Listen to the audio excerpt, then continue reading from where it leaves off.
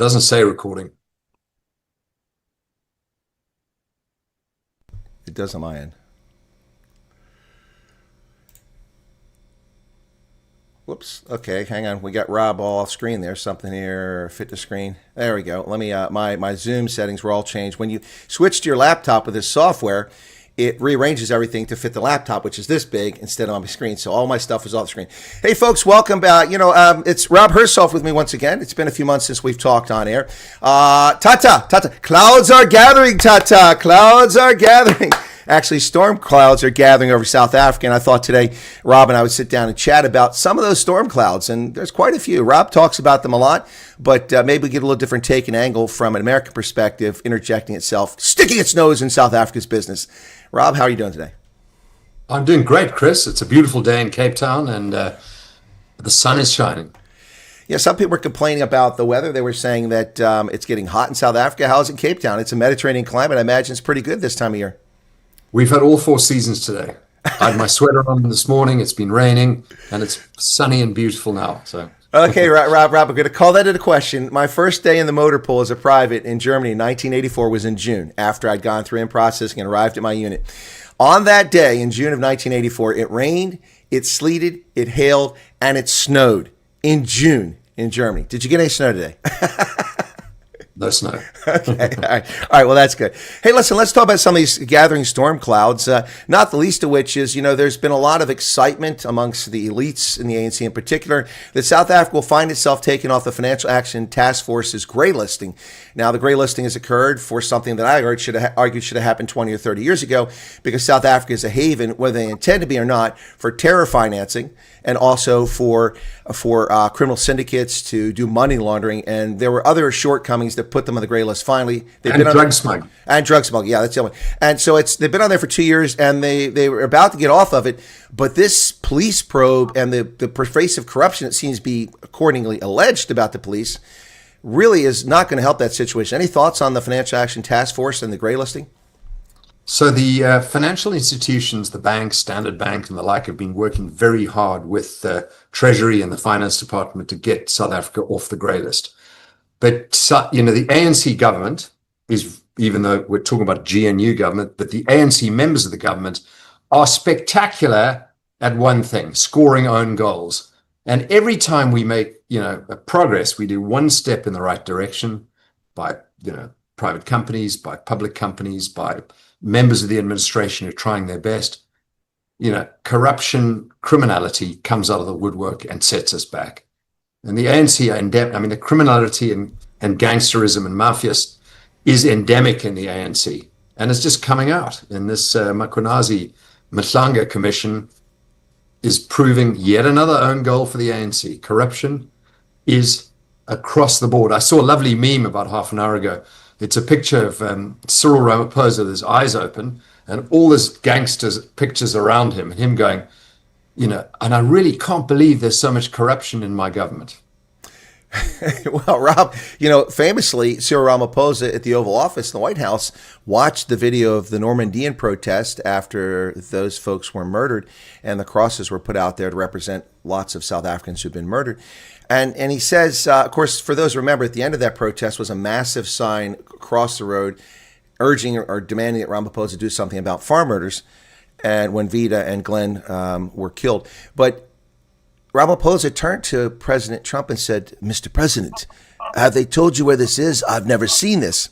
So obviously, Cyril is pretty good at being clueless. And driving through Johannesburg, he didn't realize how run down Johannesburg was. And we've got to get our act together for the G20. Where is this moron been living for the last 20 years? Maybe in a blue car parade every day. I think that maybe he is just so out of touch. He is so disconnected. He is so useless. It's tragic.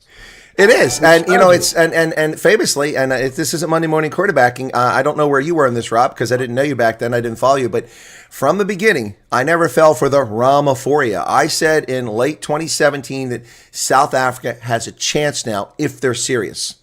But I'm not convinced they're serious. We'll give them a chance. And under the ANC, things have become demonstrably worse than they have under any previous ANC president. Agreed, because at least Jacob Zuma knew that to steal, you've got to have the engine turning. You've got to have economic growth. And remember, Cyril was his deputy president. But Cyril has destroyed economic growth, destroyed, we've materially gone backwards in every single KPI. And they're still stealing, but it's harder to steal when you don't have economic growth. So, well done, Cyril. You're going to be the president that let the lights go out. Well, on top of that, despite the massive surge in HIV cases that took place back in the early part of this century, we've now seen a decline in life. I'm hearing an echo. We've now seen a decline in life expectancy that's below 1990 in South Africa. That's gone backwards. It has. It's below 1990 levels now. I think probably 2 countries in the world have gone backwards on that score, Madagascar and South Africa. Ooh. That is beyond embarrassing. So, Rob, little side note here. About 18 months ago, I was offered a job paying over $200,000 a year to be the defense ministry advisor in Madagascar. Looking at events today, I'm thinking that, well, it would have been exciting to be there, but it was probably a wise decision to pass on that job. I think you're right. I used to own a house in northern Madagascar. It was paradise on earth. You couldn't get there by road or rail. And the only way was to fly in on a very rough strip or take a 4-hour, very dangerous boat ride. And it was paradise on earth, but it was paradise because it was away from everything else in Madagascar. And I was in Antananarivo, and as your viewers know, that is the capital of Madagascar. Everyone knows that, I would assume. And it was where they had an outbreak of cholera, bubonic plague. And I asked the taxi driver, I said, could you take me to the epicenter of where the bubonic plague kicked off? And he looked at me and goes, you're one weird tourist, man. And he drove me there with the windows closed and showed me this river, which, with dead dogs in it and kids playing, and not surprised. No, it's horrible, Madagascar. I mean, it's such a beautiful patrimony of natural environment that's been eviscerated, the rainforest stripped, the soil running off, lemur species being wiped out. Really sad to see what's happened there, and the political situation.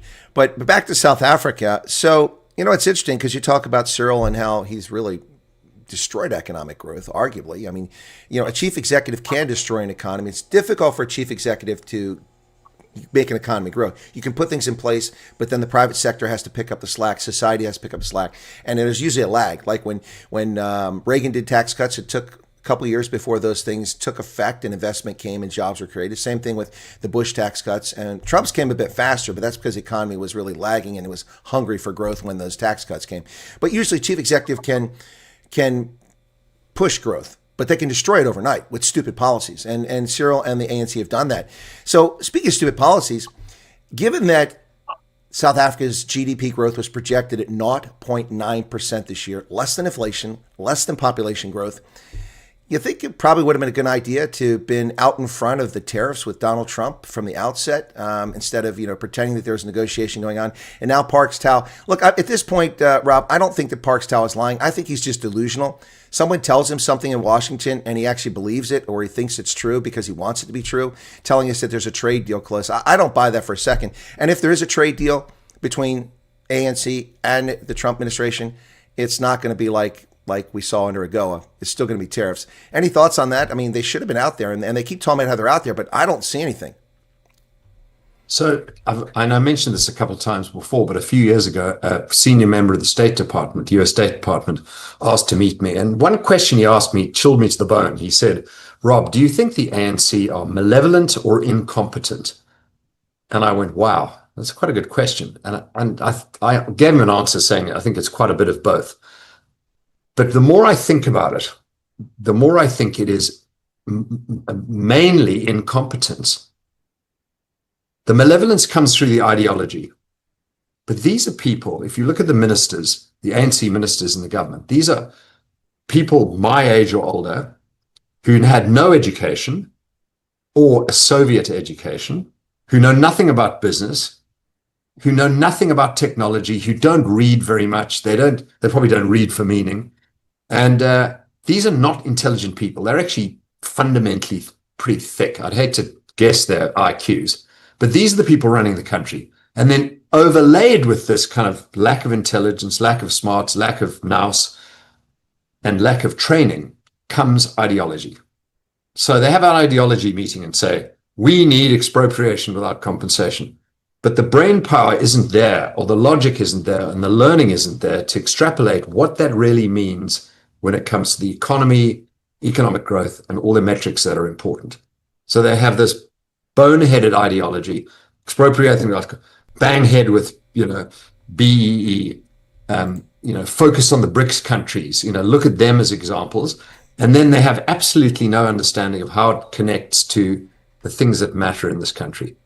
They are incompetent. They are not intelligent. Now, maybe the next level of young South Africans, ANC members, people within the ANC, second or third level down, the born frees, have the intellect, have the training, have a bit of you have your doubts. Maybe there are people there that could graduate up, learn from the DA and the GNU and make things happen, because they are learning. But this crowd in the ANC are still dumb as ditch water, or dull as ditch water, dumb as whatever the expression is. It's interesting you say that, Rob, because for a long time, what I said is that South Africa has to be patient, because even if you have the best people brought in at the end of apartheid, it's going to take 2 decades and 2 generations, because most of the ANC senior people were functionally illiterate or had poor educations. There were only a few technocrats like Thabo Mbeki who went to, Ivy League schools in the UK, or, of course you had, the health minister who went to Soviet medical school, but most of them didn't get an education. And those who rose to power and influenced the ANC were out either with MK, the handful of them out in Angola, or they were causing trouble in the townships, or they were simply just regular people not going to school to protest the imposition of Afrikaans in 76 and 85. So a lot of them didn't get an education, so they're not educated, and that doesn't mean they're dumb, but some of them are proven to be quite dumb. So for a long time I said, we have to be patient, because not only do we have to work through 2 decades of getting growth going and getting proper education for everybody, but we have to let the fossils age out and leave.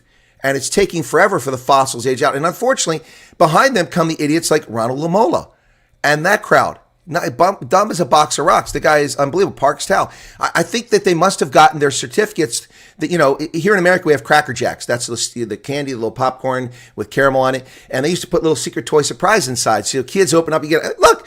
So I think they go, oh, look, a matric. Hey, I got a secret toy surprise. It's a matric. But I said that for years now. I do want to add one thing here, Rob, very quickly. It's interesting, and you said this in a much more refined and polite fashion than I'm about to say it. You're explaining about the intelligence quotient or the capability or capacity of people in the ANC. On my last meeting with Neil De Beer a few months ago before he passed, when I went to Gordons Bay, Neil and I sat down in the restaurant, had a coffee, and Neil and I were talking. I said, Neil, now this is after so many fronts. The ANC didn't realize they did, it seemed. They keep doing dumb things after Trump talked about the refugee program and tariffs. And this was in April, I think it was. And I said, Neil, you know these people. You were with them for a long time. I got to ask you this question, because I'm trying to be a good analyst here. I want to attribute some of it to malevolence, but a lot of it seems to be incompetence. Are they just that evil, or are they just that stupid? And you know Neil's voice. He turned to me and said, Chris, I can't do it. Ronaldo can do his voice. I can't do it. He says, they're just that stupid. I think that sums it up. And when I listen to the All In podcast in America, you've got those super smart guys, David Sachs, Freeberg, Chamath. I'm smart enough to know what I don't know. These guys, these ANC ministers, are so dumb, they don't get it that we actually are smarter than them, you and I. Yeah. And so they're so dumb that they're at this level. They can't even grapple at the level we're at, or the country ought to be at. So they need to disappear, and the next crowd need to come in. And you're right, it does move slowly. Helen Ziller said a democracy takes, I think it was 100 years, and we're 30 years in. But you can do so much damage. To build a great business takes about 10 years. To destroy it takes 1 year. And the ANC are in destruction mode. So they're destroying, deindustrializing the country and setting us back a generation or 2. Rebuilding it can and will take place, but when is it going to start? Yeah, and you're right about that. And the thing is that Helen Zille says it takes 100 years. Let's take that at face value and say it does take 100 years to build a successful democracy. But that's if you don't have malevolence taking place and kleptocracy stealing everything and criminal syndicates running the country and a criminal justice system that is uneven. Sometimes it works. Most times it doesn't work. It's really twisted. I mean, I don't get in South Africa where you are arrested defending yourself and charged with murder before there's even an investigation. You know, I mean, someone attacks you on a farm and you shoot them, they're in your house as they're assaulting your spouse and you're charged with murder. I mean, you know. Well, I mean, look at Ian Cameron, what happened to him. He defended himself with a gun. Yeah. What a hero. And then everybody's saying, oh, did he use it in the right way? And I mean, these guys attacked him, end of story. He defended himself. He shot one of them. Good for him. Well, the good news here is that Ian is a really smart guy and he's intelligent and he makes wise decisions. And from what I've known of Ian, I've been around him, he doesn't do things impulsively. And so all that's in his favor. But that doesn't explain all of us. There's a lot of people who respond to emotion and listen to innuendo and rumor. And that drives a lot of people. And that's a little bit frustrating. But, you know, it's Rob, for me, you know, I was trying to struggle. What should we talk about today? I mean, there's some things we need to talk about. We haven't talked in a few months on air. And I put the storm clouds gathering because it's really, I think that's the situation in South Africa. The storm clouds are gathering. GDP growth is negative. Life expectancy has dropped. The TAPS, for some reason, the World Bank still gave the South African government a loan a few months ago. I don't understand that one. They're junk bond status and they're giving them loans at no interest rate. So, I mean, other than that, I don't know what's keeping the country going because we saw reported just today that approximately 2 trillion rand in wealth is being held in banks by corporations. Now, the leftists will scream, that's unfair. And people say that, no. That's prudent. I mean, as a businessman, I'm not going to invest my money when there's a risk of my property being confiscated and given to someone else, or, you know, I have to hire police. I can't afford it. So you build up a nest egg and because you can't invest, you can't make capital investments right now. I think that's a major problem. We hear about the Chinese, you know, want to produce cars in South Africa, but beyond that, who else wants to build anything in South Africa right now? Look, firstly, you have a tax on entry. You have BE. Anyone who wants to come in and invest or set up a business here has to give away 30% on the basis of race. I mean, why would anyone ever do that? That's number one. Secondly, if you're mad enough to come and invest in South Africa, you've got expropriation without compensation hanging over your head. So just those two, let alone the overregulation, the bureaucracy to do anything, the labor laws, the endless cost of doing business, and a government that is not friendly to business. Why would anyone invest in this country? And the corporates who are based here are just sitting on cash because they're taking the same view. They're going, you know, in order to get a decent rate of return on this cash, we've got to jump through so many hoops to get there. You know, what is worth buying? What is worth investing? What is worth building? There we go. That's a clear message. Nobody is confident. No, I'm with you, Rob. And I've been saying this since I started broadcasting after I retired from the Army a few years ago. So I'm a foreign direct investor, and I am a very small one. I'm a foreign direct investor, and I want to invest in South Africa. Okay, first off, I've got to hire my own security because the police either are incompetent or undermanned or understaffed or under-resourced. The one vehicle they have is broken down. They can't come, or it takes them 2 days to come after I've been broken into, and then it's just for an insurance claim. So I have to hire my own security, G4S or something like that. I got to hire them. That's the first thing. Second thing is I probably have to divest. Generator? Well, that's where I'm coming. Okay, you're stealing my thunder. The next is I got to provide my own power because Eskom is unreliable. And when it is up, it surges and it damages and blows all my computers. So I've got to have backups and buy all these things I wouldn't have to buy elsewhere and provide my own generation. So that's there. Then now people switch into solar panels. So I put them in, then they get stolen. I got to replace them because they've been stolen. I've got to build a fortress around my factory, around my business that people can't break into. On top of that, I've got litigation and I've got the EFF toying outside my place because somebody who's black put an ad up about shampoo that was insulting to black women. You know what I mean? And then if I just want to get my goods from one place to another, I have to worry about them being robbed, cash in transit. That happens. And then, you know, the thing happened there in on the east side of Pretoria where they're transporting mobile phones and AK-47s they shot, and it wasn't for that guy being a veteran, they might not have survived that. Right by the McDonald's there in Hatfield. It's insane in broad daylight. I mean, this is insane. I mean, I have to pay for my police, my electricity. And then if I have trucks and I want to transport them, good luck with that. I mean, I'll have to replace them every 6 months because broken axles, blown tires, if they're not hijacked, because the roads are falling apart. I can't rely on the rails. And then there's, you know, the list goes on and on. the disincentive, and then I haven't even gotten to the efficacy of the workforce in South Africa. You have world-class talent in South Africa. World-class, Rob. We both know this. Some of the best programmers, some of the best business people, some of the smartest, hardest working people. But you've also got people that have no work ethic whatsoever. They bring no value to the table. And then even people that mean well, because you have 8.5 million people suffering from HIV, and many of them, hundreds of thousands, suffering from AIDS and dying, you have funerals every week. And a funeral in Africa isn't a one-day affair like it is in the West. People go for an entire week or longer. It's an event. And all of this leads to lower productivity and raise the question, before we even talk about corruption in the government, why would I invest in South Africa unless I'm guaranteed a high rate of return? So if I sell software, sure, 60% margins, I can take that risk. But if I want to sell growth, I don't understand why Walmart's going in there. They're already there with Massmart, and their purchase in South Africa has not gone very well. So I don't get this move by Walmart to move into South Africa because their margins aren't going to be that high. I'm still scratching my head on that one, Rob. So I think Walmart are there already. Yeah, they are. They own Game and they own Massmart. Yeah, Massmart. But they're going to they want to put their own brand there. They might as well. So they haven't. They're not making the decision of should they come in or not. They're in. Yeah. So I think what they're saying is it's a big enough market. ShopRite Checkers seem to be doing well. Pick and Pay seems to be turning around. Let's go compete with them. So I think that it's a legitimate, and they are so big that this is not even a 0.001% of their total turnover. So it's an easy one for them. They can play the long game. I get it. That I get.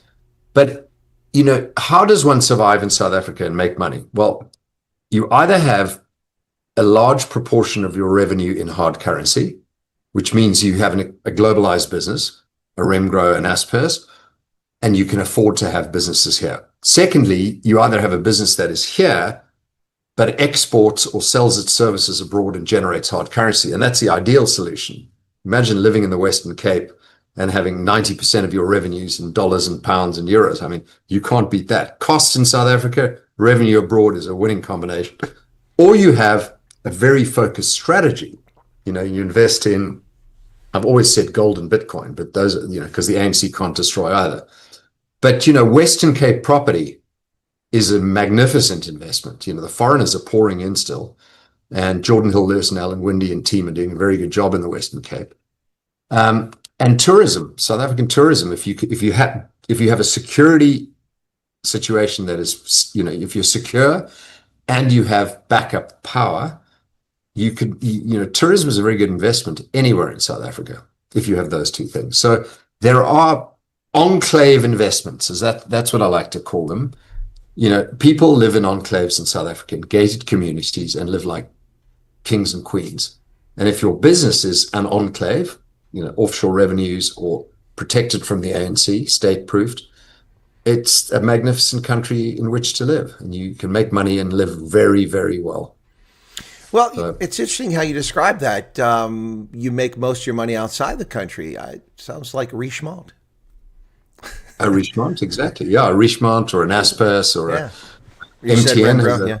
Yeah, MTN's a good one. Yeah, but MTN may not be the best example right now with their trouble in Nigeria and in Iran. But interest, full disclosure, folks, I am a shareholder in Richemont. It's a publicly traded company out of Switzerland. So, anyway, and I used to be on the board. I didn't know that. Thank you for making me money. You didn't make me much, but you made me some. It was way back because I was there till 1999. I think that's before I bought the shares. No, I bought them several years ago. They were like $2 or $3 a share at the time. I'm like, this seems like a pretty good buy. I'm looking at all these brands they have, and Moet Hennessy and all this other stuff. Anyway, away from that. So, there's a great discussion here. Oh, okay, good. There's an article in The Economist this week that luxury goods are going down and luxury experiences are going up. That's interesting. Because why buy a diamond? I can't believe people own diamonds anymore when they can be made in factories now.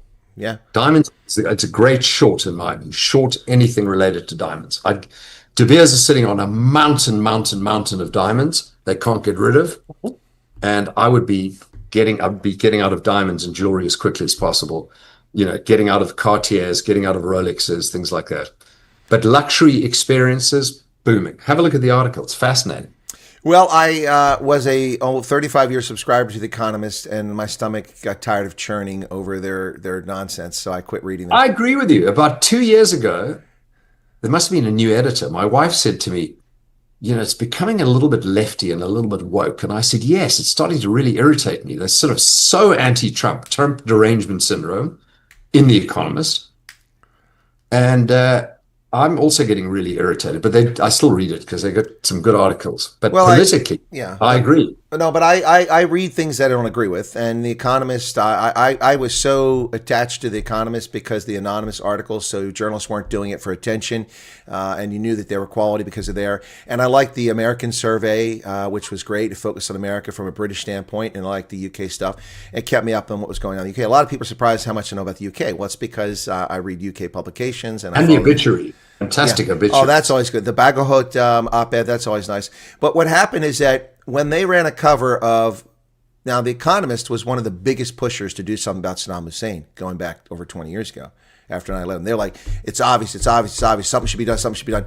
And then Bush and Blair went in, and then it went sideways because we didn't follow through on the plan that we had to restore power and security and demobilize the military. We didn't do anything.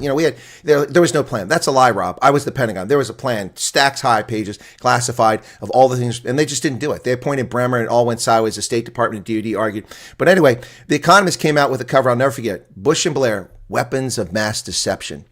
And that turned my stomach because I knew it was a lie because I was in the intelligence community and I knew it happened. So from that time, I still kept my subscription until about 2019. And I finally just said, enough of this. I can't, for a long time, they held the line $130 a year. And I'm willing to pay that for The Economist but it's like Bloomberg. Bloomberg was a fantastic business publication until he became the mayor. And then it went so far left, it's useless. And, the Wall Street Journal has trended left. What's going on there? It's not even an objective publication anymore. Speaking of which, let's transition now. We're talking about that. Media. What is the obsession with Media 24 and News 24 in particular? I mean, I don't know. I see George Clausen coming out defending the publication and then attacking content creators. Of course, Adrian Basson, that's his MO, his modus operandi. He just attacks other people. So that's to be expected. But now Peter Dutoy is saying all kinds of nonsense. I think he wants a date with Gareth Cliff. What's going on there? Well, I'm on Gareth's side. No, News 24 have had it their own way for so long, and they're definitely in the back pocket of Cyril Ramaphosa. I mentioned that I got an email from their lawyer, and copied on it was Adrian Basson, Peter Dutoy, and all the other kind of, faux lefty, whatever they are, little wokey News 24s. And they said, you keep calling us news ANC bootlickers. This triggers them, by the way. Call them ANC bootlickers, they get triggered. And they said, look at how much we attack Paul Meshatile, look how much we attack Julius Malema. And I said, okay, I get it now. You're Cyril's bootlickers. And that's what they are. And, DSTV has donated money. MultiChoice has donated money to the ANC. This was set up by, the original boys, Ton Vosloo and Koos Becker, to kind of work with the ANC government, keep their licenses, keep their mandates, make sure that DSTV continued as the monopoly television, pay television provider, donate money to the ANC. And Adrian Basson was hired as the safe, like kissy-assy ANC hand with Peter Dutoy as his little, pat his little heady underling. And that's who they are. They can't get out of Cyril's pocket. End of story. And vice versa. Well, Rob, I'm again a little less polite with what I've called them. I named them several months ago. Here we go. I named them several months ago Cockprot 24 because that's an awful lot of it. Look, I mean, they're among the most egregious of publications in South Africa disguising op-ed as news. And, if they don't like, look, here's the thing about me, Rob, and you've watched my content. I do quote media sources and I do report, but I analyze what they're talking about and analyze the news, when it breaks. But if a journalist does a good job, I give them credit. I say that, like Eric Gibson, this story breaking about Uppington and the Aleutians. By the way, South Africa is exporting things. They're exporting gazelles to Libyan warlords. Did you know that? I think I read your article or heard your article on that. Yeah, so I give them credit. And look, News 24 does have some people that have done some good work in investigative journalism. But that doesn't excuse hiding news or hiding op-ed as news on the news page. And I do it over and over again. And the problem with them is that the internet is forever. Once you've put it up, somebody's got a screen capture or a video. It's there forever. And I find it fascinating. And it's not just them, for a long time, they've got a lot quieter, but IOL was in this realm. Okay. If Iqbal Survey is listening, there's actually some journalism taking place at IOL. I pass out every day when I read articles that are actually newsworthy, and congratulations. Not all, but some, because none were just a few months back. You got, it's like 18-year-old kids with milk dripping behind their ears, going and looking at social media and running a story about this. I mean, the number of stories I find this funny, Rob, the number of stories that South African media houses run based on me doing a broadcast or doing a video about something happening in South Africa. And they run off of that, or they take social media where somebody posts my video and they make a story out of it. It's just, occasionally a social media story is a news story, but not 90% of the time. I mean, I find the whole thing just, sad and comical. So Iqbal Serve has been very much part of the RET crowd. Yes. The Lindiwe Sisulu and the permanent minister who's never done anything in life and riding off of mommy and daddy's coattails. Yeah, they're the sort of hardcore danger corner of the ANC. But they've all lost credibility. They've had they've all been kneecapped by Cyril and his crowd, and you never hear from them. So I went to the Silo Hotel. I was up there for lunch, and there they were, all of them in a little huddle in the corner. And I walked up to them and said, "Wow, all the gangsters are on one table. Wow, I should alert the media." And then I saw Iqbal. I said, "Hang on, the media's here already." And I must say, to Iqbal's credit, he laughed. He said, "Rob, good to see you again." He was kind of amused by the whole thing. Everyone else looked like we've been busted, But that's Iqbal's crowd. He's in with those people. All these dodgy deals with the PIC and things like that emanated from that power base, and it isn't a power base anymore. So maybe what's happening is Iqbal knows he's in a precarious position if the government changes, and he better play good for a while, because to stay out of the limelight, so to speak. Whereas News 24 is taking a pounding. There's not a single podcaster that likes them. No, that's true. It's I think Iqbal is reading the tea leaves, and he may be reading them accurately. Yep, he's reading the tea leaves, and he's seeing the winds are changing, and that's smart. But now I will beat up on Iqbal and IOL, because that's not your role. Your role is to be an objective fourth estate, to hold the government accountable and inform the public. That's your role. Not to, I just saw today the Washington Compost. they run a story complaining about Donald Trump cutting money to hungry people. Donald Trump is shutting this down. Donald Trump isn't doing anything. That's not how the government works in America. Trump has to have a bill from Congress, and yes, he does influence Congress, but Congress has to send the bill. The Democrats have voted down every flat spending bill. They want $1.4 trillion in new spending, which is not even something we have. And they're blaming Trump for cutting social programs, but they're lying. Trump is taking money from the tariffs that are coming in and diverting it to WIC and food stamps so that the poor don't suffer, and using money from the defense budget, reappropriate to make sure military are getting paid. So this is just dishonest, and that's what the IOL has done for so long. So if they want to sway and move with the wind like a willow tree, that's all fine and dandy, but that's not the role of the media. The media is to be objective. Look, I criticize Trump.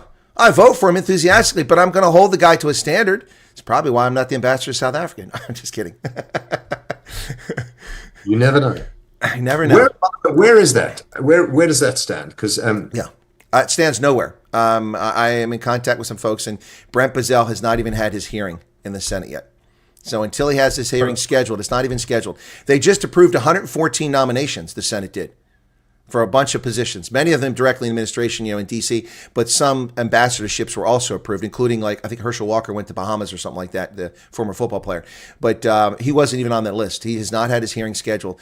I have a sneaky suspicion that South Africa has been put on the back burner to send a message to Pretoria, which they're probably not smart enough to pick up on.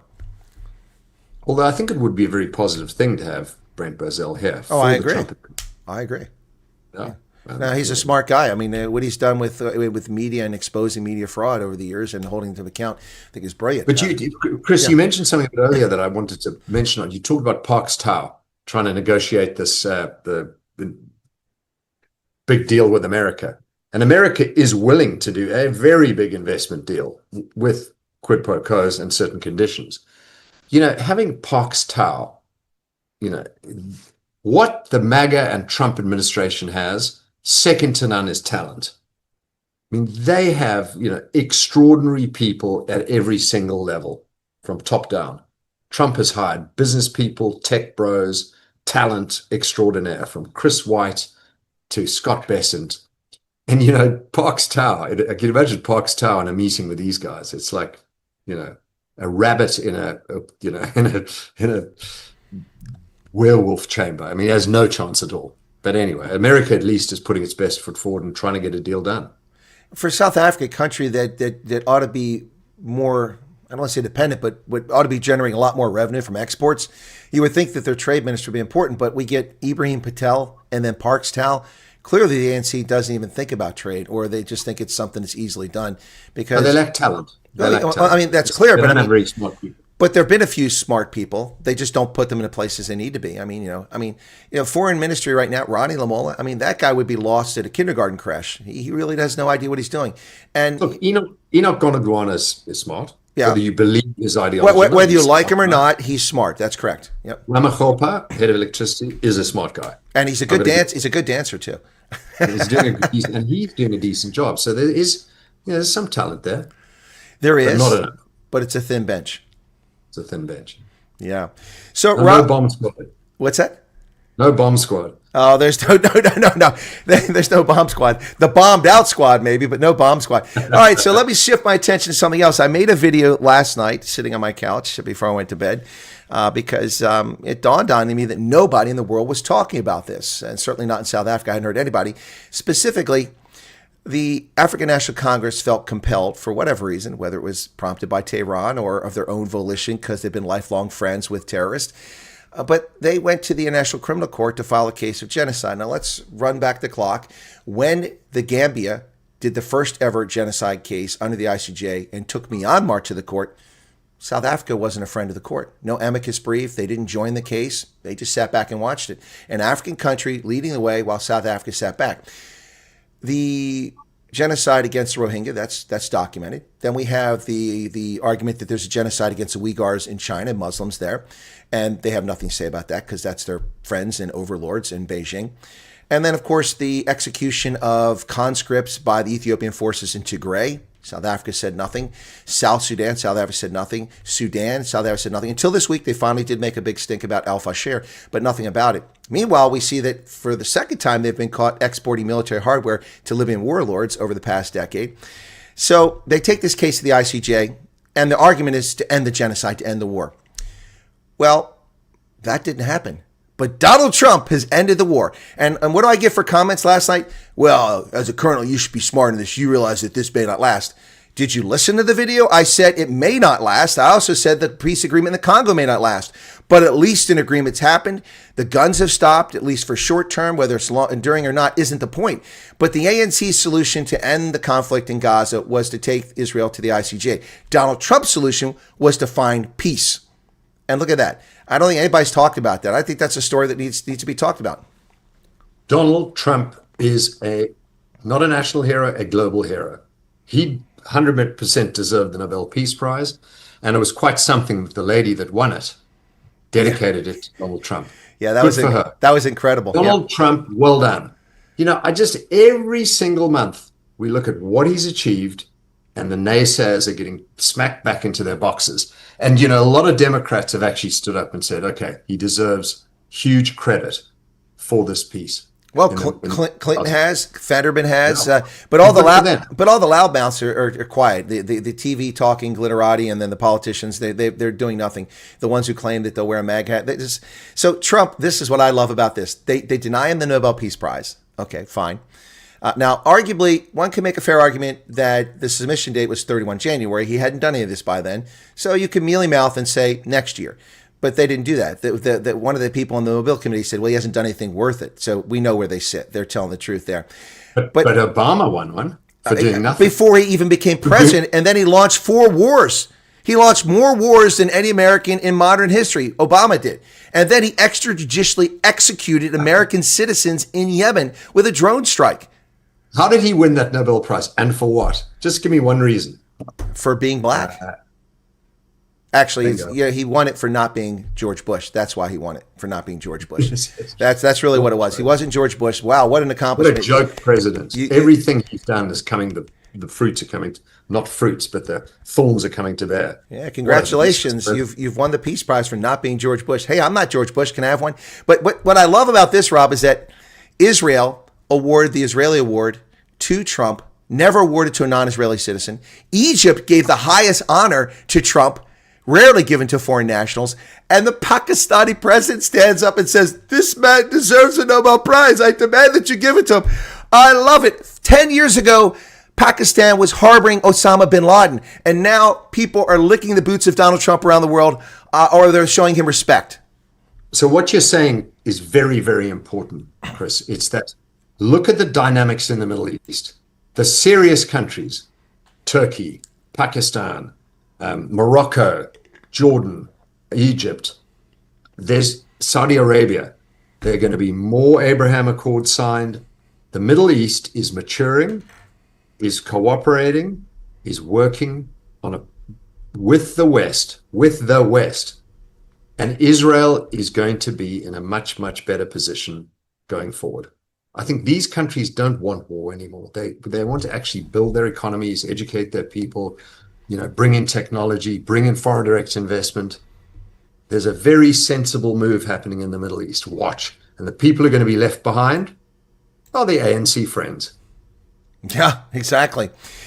Rob, for many, many years, people said, what do you want to be when you grow up, Chris? And I said, well, I'd like to be a benign dictator of a small African country. And leading candidates are Lesotho and Swaziland. I had to change that when they became the e-commerce capital of Africa as Eswatini. But those are still high on my list. I'd like to be a benign dictator for a decade, fix things, walk away, and people have prosperous life. Now, in the past few years, I've offered, if I have my druthers, what would I like to do? I'd love to be president of South Africa for 6 months to a year, as long as I can suspend parliament and pass things by fiat. But apparently you're stealing my thunder, Rob. I understand you have a 100-day plan on how to save South Africa. So tell us a little about that. And by the way, folks, I'm taking notes because I will file a plagiarism lawsuit against Rob if he stole my plan. I wish I had, because it would have been a better plan than the one I delivered. But I've been threatening to do this for a long time, because people say to me, Rob, it's all well and good you banging on about the ANC, but there's life after the ANC, particularly if you believe Prince Mashele, who thinks the ANC is going to be irrelevant in 2029. And they said, it's very good you've been standing up and banging, because more people are doing it with Futsak ANC. But we need to also know the good things about South Africa and where South Africa could and should go and how to fix it and positive stuff. So I said, let me do my last bash the ANC at a business conference, and then I will come out with my 100 days as a benevolent or benign dictator, which I did. And I went week by week of what I would do. And you do have to suspend the constitution.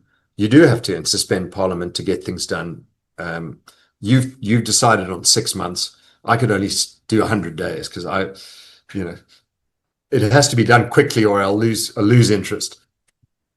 And in those 100 days, I went week by week, with week 10 to 14 being implementation and reporting back. And then day 101, I go and spend a year on an island relaxing. But it's an easy country to fix. It really is. The infrastructure broken is there. The skill level isn't in power, but can be brought in very quickly. And there is a lot of goodwill within the country and outside the country, so that if good things start happening, foreign direct investment will pour into the country. The 2 trillion rand that you so correctly identified in the corporates will get invested, and economic growth will go through the roof. And a lot of people criticize me for saying that the ANC did a decent job from 1994 to 2008. But then some people have come out recently with some France Cornier and others with comments that actually South Africa was in such bad shape in 1994, just lifting sanctions created economic growth. But let's give some credit where credit is due. Nelson Mandela didn't stuff DEI down our throat, BE down our throat, EWC down our throat. The things ticked along. So the country will turn very, very quickly. Off 0.9% economic GDP growth, you'll get to 3 to 5% by just unlocking corporate money and bringing in foreign direct investment. So the changes that relate to, public-private partnerships, privatizing state-owned enterprises, massive deregulation, taking out cost, not getting rid of the social grant. You can't remove that. What you've got to do is replace it with economic growth. When economic growth comes in, you don't need the social grant. So economic growth, GDP growth, and deregulation and privatizing state-owned enterprises lifts all boats. And just to have one more sentence, if I may, Franz Cornier summarized the country, fixing the country very, very quickly. He said, just do three things. Burn the coal, remove the tax on entry to investment entry into the country, BEE, and concession the ports and airports, the ports and airports, fully concession them. He said those three things, you'll get economic growth and almost immediately. Well, that's a fair points, Rob, and it sounds like a very sound plan. I believe that people that say that there was something going on in 1994, and that's partly why the economy grew. I agree with that all along. There was a lot of, and I'm going to make a parallel to today, so just bear with me a second here. So in 1994, there was a lot of pent-up interest in investing, plus a lot of American corporations, for instance, Europeans had disinvested. The divestment took place, IBM selling off to local interests and stuff like that. And South Africa had always been a launch pad for the rest of the continent. And a lot of corporations had to find their way back in there. Some never came back. Some did come back. General Motors continued to produce cars there, that sort of thing. But there was a lot of pent-up interest in investing in South Africa, and not just the rainbow nation narrative and kumbaya and it's all wonderful and milk and honey, but there was a lot of pent-up. And part of that was South African firms themselves were freed from sanctions and the inability. I mean, you used to have to fly away from Africa. You couldn't fly over Africa. So that alone, the savings in fuel costs for someone like SAA was substantial. And the potential for growth was excellent. But instead of expanding SAA all over the continent, well, we have Ethiopian, we have Turkish Airways all over the place, we have Brussels Air. They're the ones that picked up the slack, even Kenya Airways, even the trouble they're in. So that's one example. So there was a lot of pent-up demand. A lot of money was ready to pour back into South Africa. And I would argue that a lot of the growth that took place was a consequence of that. But I will give the ANC credit for some wise decisions. Mandela talk reconciliation, whether the ANC meant it or not, it was sufficient to calm the waters down so that people could move on with life and try to make something happen. So yes, I agree with the ANC does deserve some credit. And I gave them credit for that back then.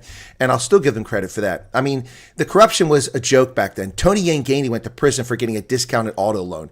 And now we're stealing trillions of rand and people don't even notice it. So that's where the ANC was. If you compare their level of corruption then to what goes on now, it's not even the same thing. So 2025, there are people that want to invest in South Africa.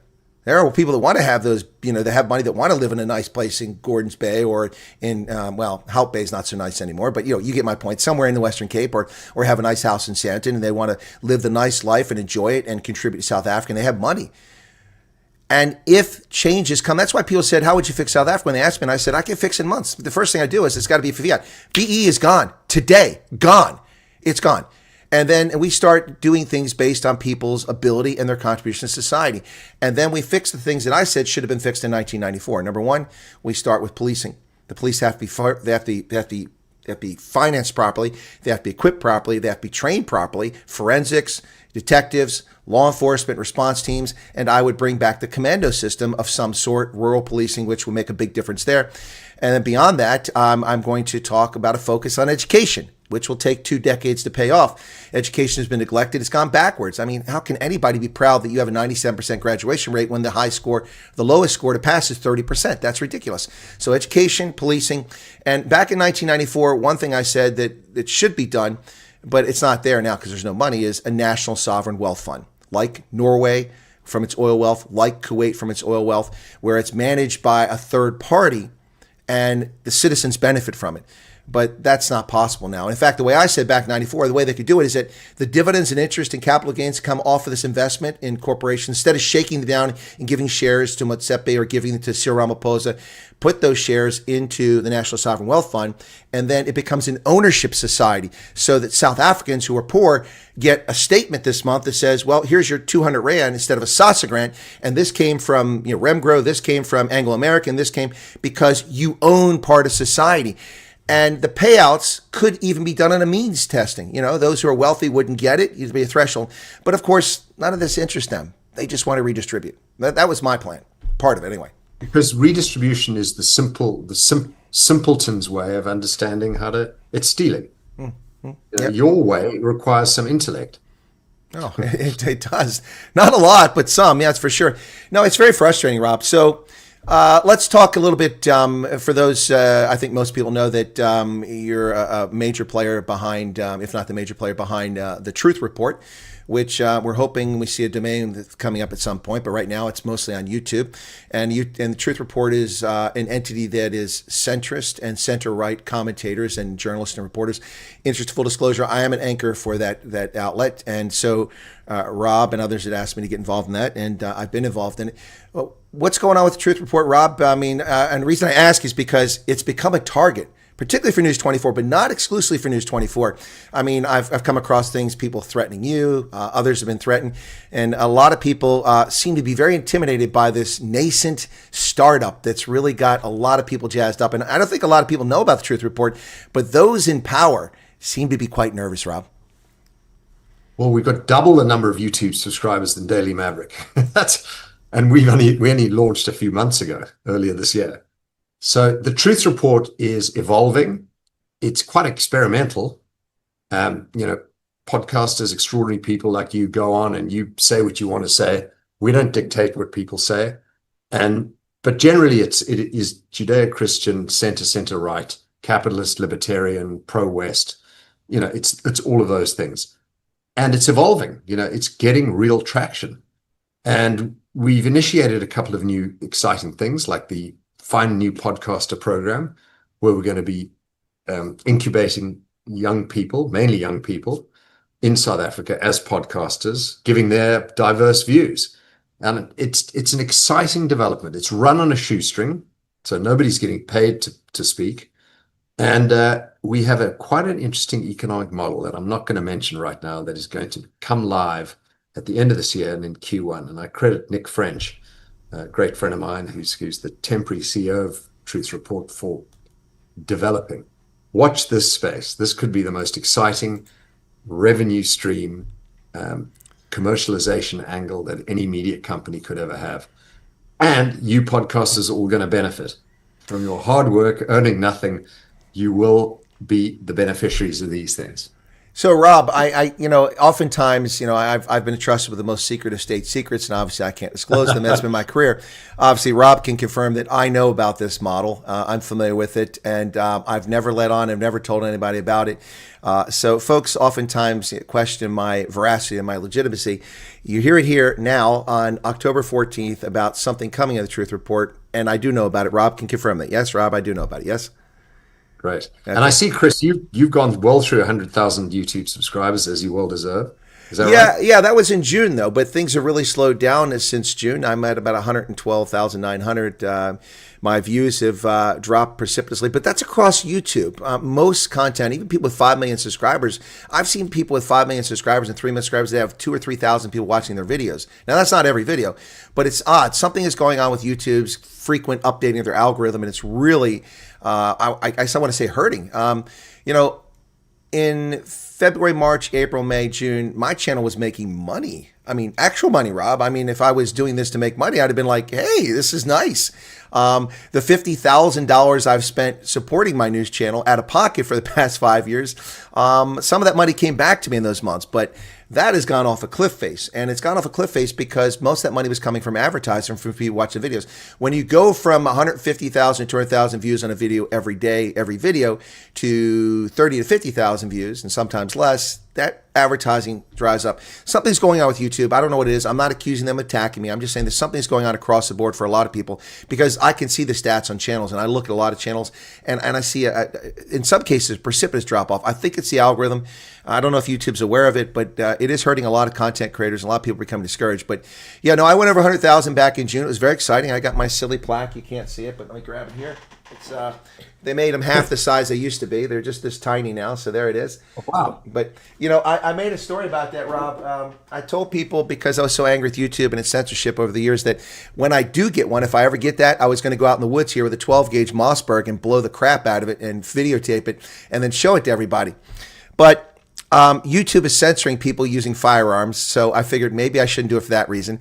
And then the second reason was, you know what? That plaque represents all the people who've come to watch my content and those who stuck with it. And so that would be rude to the viewers. So I've kept it. And people are like, I didn't even have it on my shelf for the first month. People are like, where's your plaque? Where's your plaque? So I put it on there. But it's kind of a tribute to the viewers, and I thank all of them for that. You know, Rob, it's interesting. Truth Report's at 96,000 something, so we want to get to 100. I know you're catching me. I got to do something about that. 4,000 of your viewers can just hit subscribe. We're at 100,000. I think all my subscribers are, well, not all of them, obviously, but all the ones who are active viewers are probably over there. That's for sure.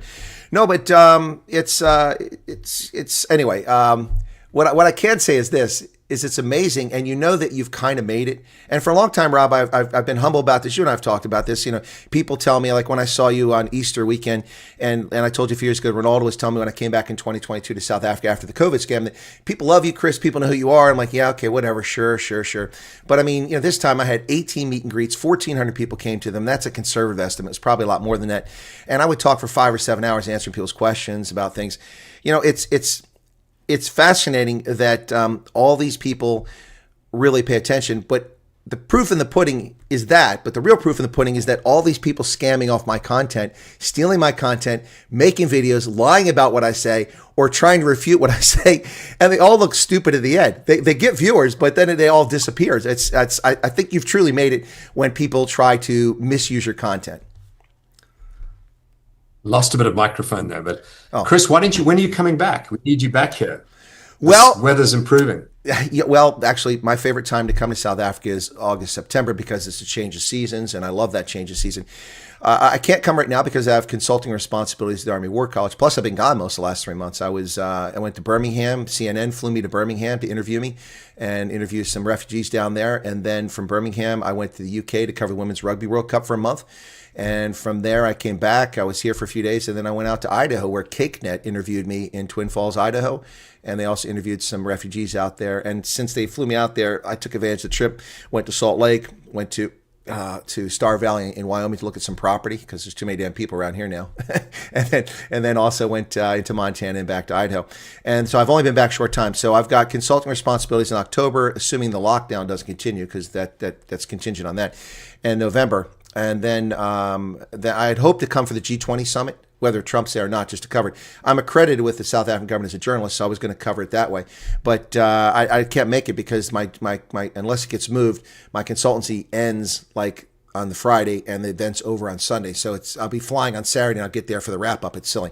But the earliest I could come would be December, so I can't get there. But I know a lot of people. But when I do come, again, I won't announce I'm coming because of the death threats and the other threats that have been made. So I mean, it's just good operational security to keep that under your hat until you're there. So speaking of if we're through 100,000 subs by the end of October, I'll pay half your airfare.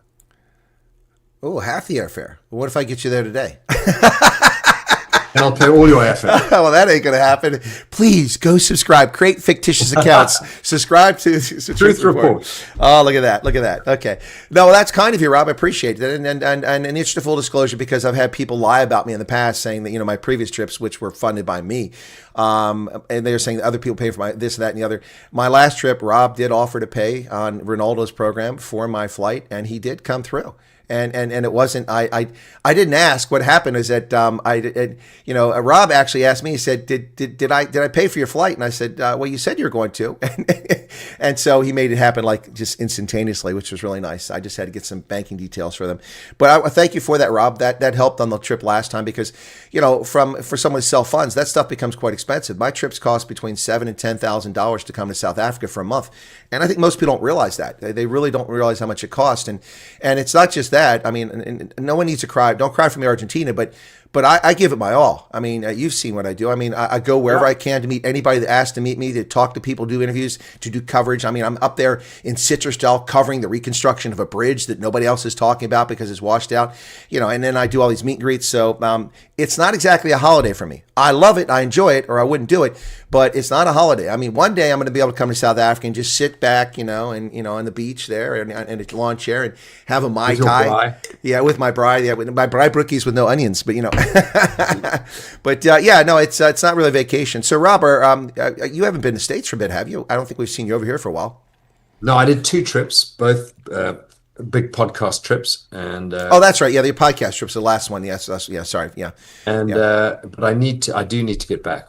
I do need to get back. I love coming to America. It's like the buzz. It's like such an excitement. I come back with hundreds of ideas, feeling energized and refreshed. I love America. I'm a big fan.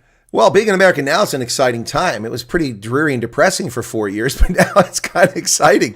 The Biden regime years were quite painful. I mean, it's just. But now that it reminds me of Reagan and that shining city on the hill. That time when we came out of that national nightmare of Afghanistan and the Soviet invasion there, and the boycott of the Olympics and hyperinflation and 26% interest rates and 25% unemployment.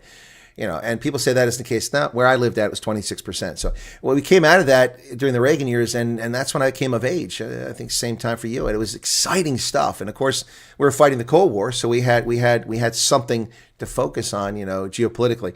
Today, I think Trump has something to focus on geopolitically, fixing everything that's broken. Yeah, and he's doing a very good job. I mean, good for Trump. Remember what they said. They said the economy's going to collapse, the stock market's going to collapse. He's done everything he's promised to do, closed the border, got rid of DEI, kicking out illegal immigrants, 7 wars. I mean, he's actually solved 7 international conflicts. And look at the stock market, all-time high, gold, all-time high, employment's up, inflation's down. I mean, he's just winning. He is winning. Well, and it goes back to this whole thing that they freaked out over tariffs, but the global economy hasn't collapsed, although we may be heading into some troubling waters now, potentially with China. But China's playing hardball. China's, blocking rare earths from around the world like they did Japan several years back. They're acting like fools. They're the ones being... China will lose. Yeah. China's deflating. They've got no real allies left. Population's declining. Roads not working. They've got economic issues, environmental issues. Population's declining. They are paranoid. They're absolutely terrified of America. America has begun the greatest boom your country has ever seen. You are on the cusp of taking off like a rocket. I agree 100%. And with Trump, with the tariffs, I said from the outset, I said, people don't understand what's going on with the tariffs. Trump isn't doing this to be mean. Trump isn't doing this just because. He wants a no-tariff world. He wants no tariff. Exactly. He wouldn't want tariffs. He's doing it as a cudgel to force people to stop their nonsense. And people say, well, South Africa didn't do anything in the U.S. That's a lie. South Africa imposed a 75% tariff on our poultry imports. They banned our pork imports. They put quotas on our automobiles. So you can only buy so many, American-made cars in South Africa because there's a quota. And there's many, many, many more things that the government does that are in place or informal barriers that prevent our access to the marketplace. And that's not fair. We gave you duty-free access. And our reward is this. And then on top of that, you run around and support dictators and terrorists and thumb your nose and scream, vaccine apartheid, vaccine apartheid. It's talk about an ungrateful lot, not South Africans, but the government of South Africa. So Trump has been very effective when he threatened those tariffs against Colombia when they wouldn't take their criminals on a flight. The president of Colombia approved the military flight to Colombia of those convicted felons who were in prisons to repatriate them. And then just before they landed, he revoked it, and he thought that was the end of it. Trump was on the golf course. They handed him his mobile phone, 50% today, 100% next week, 200% the week after. Within 2 hours, not only did he rescind that order and let the plane turn around and come back and land, but he sent his own personal jet to pick up some more criminals. The Danes have decades refused to do anything to protect the Arctic sea lanes around Greenland, which is their possession.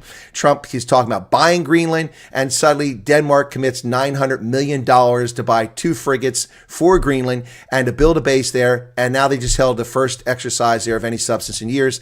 And Panama was negotiating to give a Chinese company the rights to the Panama Canal, which we built and cost over 30,000 American lives, and we gave away to Panama for free, so their country would be bifurcated. And Trump says, fine, tariffs, 100% tariffs. And suddenly the Chinese Belt and Road Initiative is no longer part of the Panama Canal. The tariffs have a purpose, and people still don't see it. Now, Trump keeps talking about for Americans, he's selling to Americans by saying we're getting revenue from tariffs. That's all true. But if we lower the tariffs, get rid of them, trade will flourish and revenue will come in from income from that. You won't need tariffs. He wants a no tariff world, but he's using tariffs to equalize the playing field. I get it. 100%. Well, we have one negative comment here, Rob, if I can get this before we wrap up. Let me find it. Not to bring negative in here, but in the interest of fairness. Where's it at? It was from Michael Holmes, who is politically left, as I recall. I haven't seen Michael Holmes in a while. But Michael said something to the effect, I can't find the message now, Rob's just talking. You know, he supports the GNU. He doesn't call for the DA to leave the GNU. He's a weak leader. Anyway, that's Michael's thoughts there. No, I'm not. I don't want the DA to pull out of the GNU. Michael's right. But it doesn't make me a weak leader. I think the DA is schooling the ANC in the GNU and proving it to the population of South Africa. The population of South Africa looking at the DA doing a very good job, staying calm, not throwing their toys out of a cot, and schooling the ANC. And the ANC are looking like absolute idiots. And the needle is moving. The election needle is moving. So, yeah, Michael, you're right. I think they should stay in the GNU. Chris, you and I may disagree here, but I think the DA will probably pull out of the GNU leading up to the municipals, but certainly leading up to the 2029 nationals. Oh, no, I don't disagree. The only thing I disagree on is the conduct of the ANC in taking a bilateral agreement between the DA and the ANC to form a coalition and then extending it, inviting 8 other parties without consulting the DA and turning it into a joke. Pretending that it's a government national unit. It's not a government national unit. It's an ANC government, and the DA is trying to influence as best they can, and they succeed in some areas where, like with Leon Schreiber, they don't succeed in other areas. So that's my view on it, and I agree with you. I think that the DA will remove themselves from the GNU in the build-up to the municipal elections in order to distinguish themselves.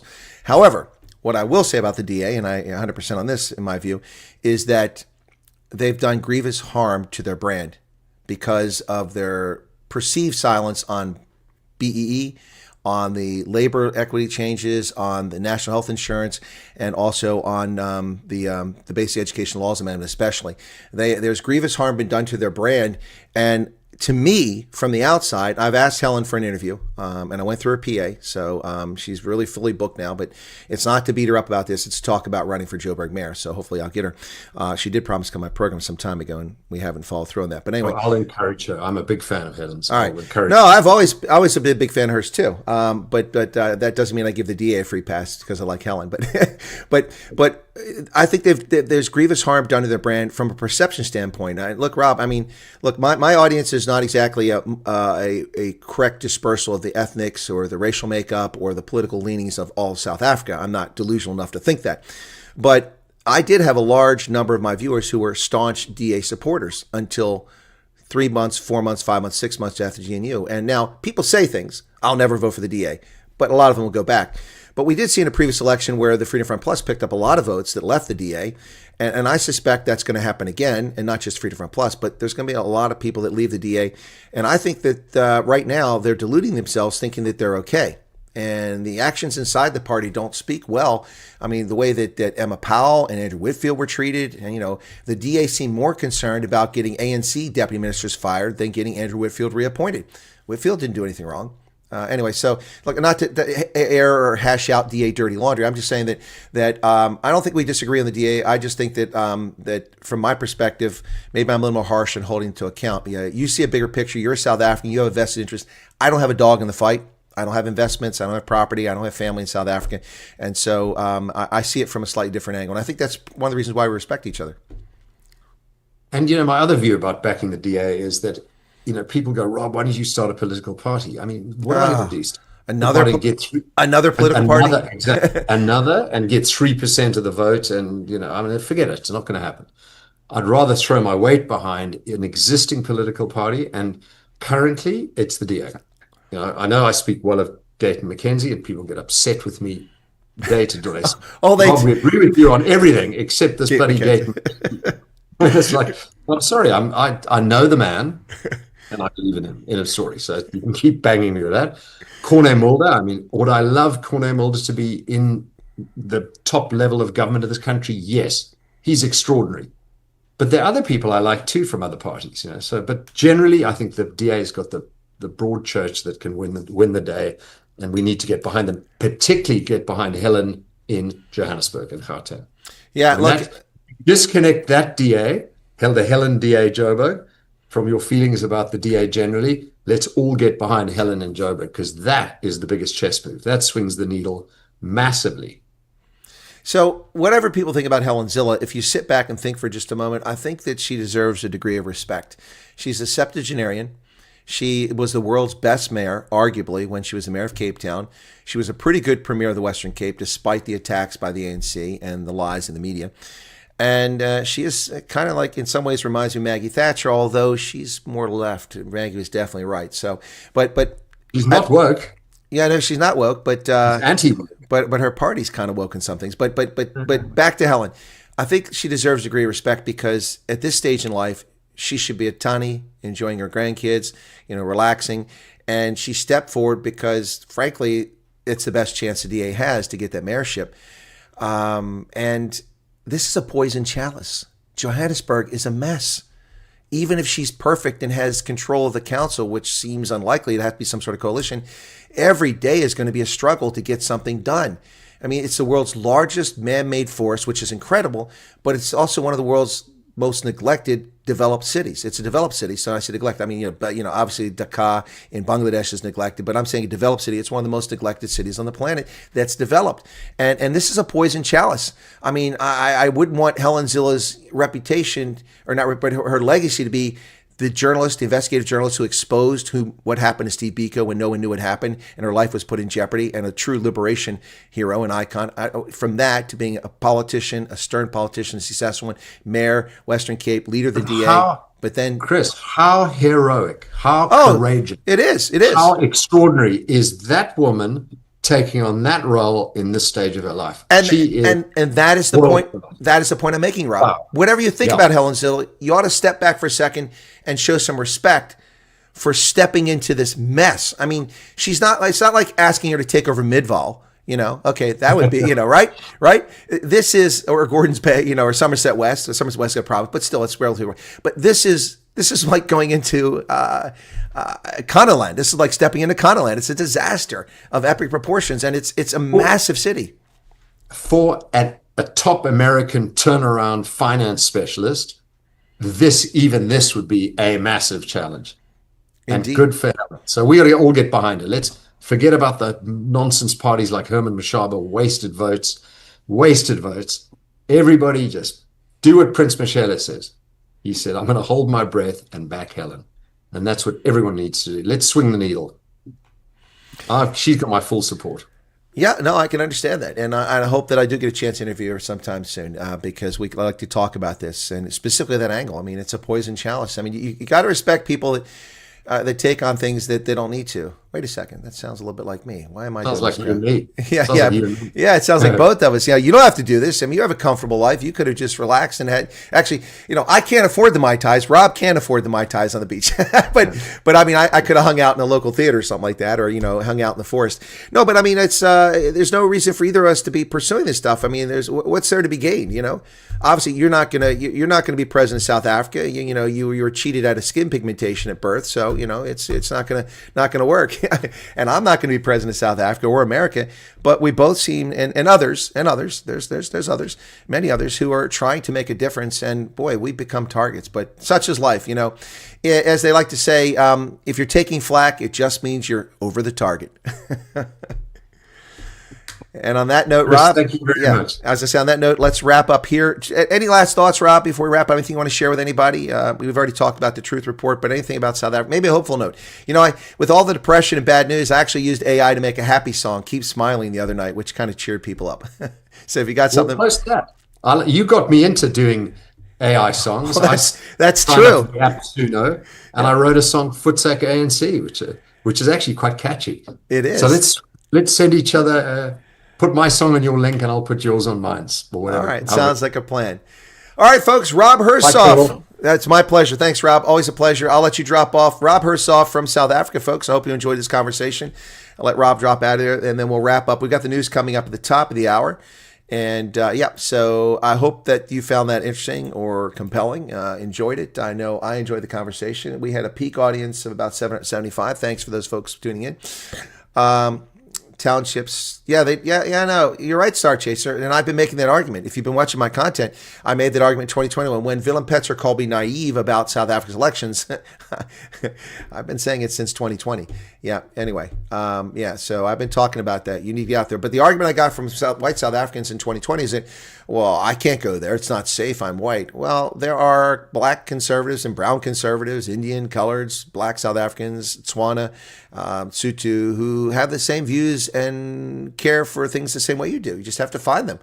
And many of them live in those places. And so you just need to get them to be the agents of change out there. So that's what you got to do, folks. Anyway, thanks a lot. Be sure to hit the like button if you haven't done it. 674 of you still here.